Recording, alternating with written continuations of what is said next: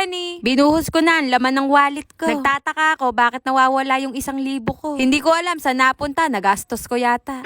Magpapabili lang naman ako ng kape kay Kuya Ken, pero bakit lahat ng laman ng wallet ko tinanggal ko? Kahirap pala kapag maliit ang wallet tapos maraming laman. Sana all maraming laman. Binilang ko na rin tuloy yung pera ko mga kapreni, baka mamaya dumami to. Pati barya, bibilangin ko at dudukutin ko ng parang ganyan. Ano ba yan? Kasagwa naman dumukot. O diba mga kapreni, pati barya, hindi ko palalampasin bilangin. Ganito talaga mga kapreni kapag alam nyo na, kapag mukhang pera. Aray ko, lagi na lang ako nasasaktan kapag sinasabihan ko sarili ko na mukha akong pera.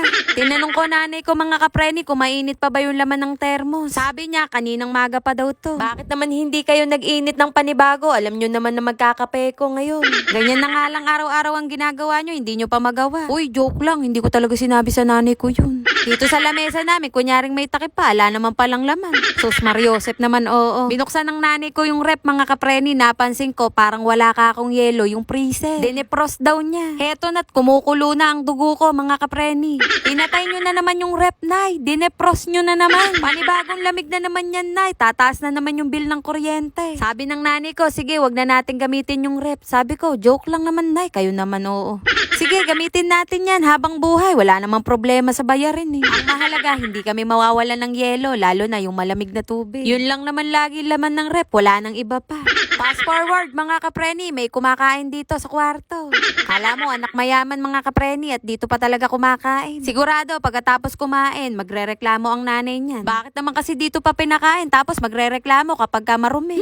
Nanggigigil ako mga kapreni, lalo na nung nakita ko to. Yang asawa ko mga kapreni, bagong ligo kasi siya at gusto ko man amuin niya eh. Naku po, hindi ko maaamoy. Miss ko na lang hapin yung mga kapreni, alam nyo na yun. Excuse me po, LDR lang ang makaka-relate.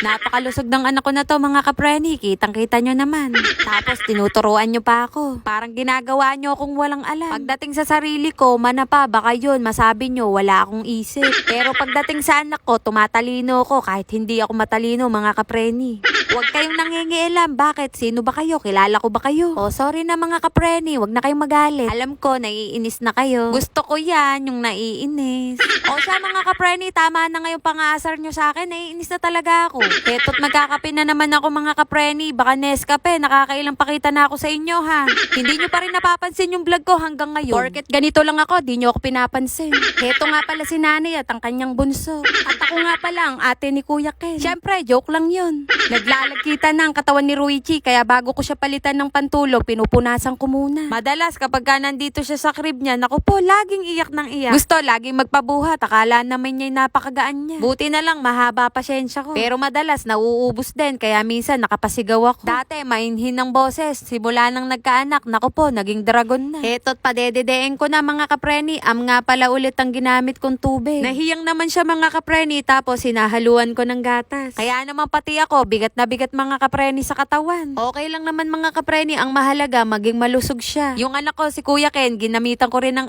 kaya hanggang ngayon malusog pa rin. Sus Mariosep mga kapreni, munti ko na makalimutan na magkakape pala ako. Hindi nga pala ako nakapag-upload kagabi ng mini vlog ko. Napansin ko kasi mga kapreni, hindi ni-recommend ni Lolo M yung video ko. Kaya pinagpahinga ko muna yung page ko kahit isang gabi. At congratulations na rin pala sa napili kong top 5 engagers. Hayaan nyo mga kapreni, hindi na mauulit ang pa-Gcash ko. Baka isipin nyo, napakayaman ko na. Kaya sa susunod, ako naman ang bigyan nyo ng Gcash. Siyempre, joke lang yun. At ako'y magpapaalam na rin sa inyo mga kapreni. Maraming salamat sa mga nanood. Bye mga kapreni!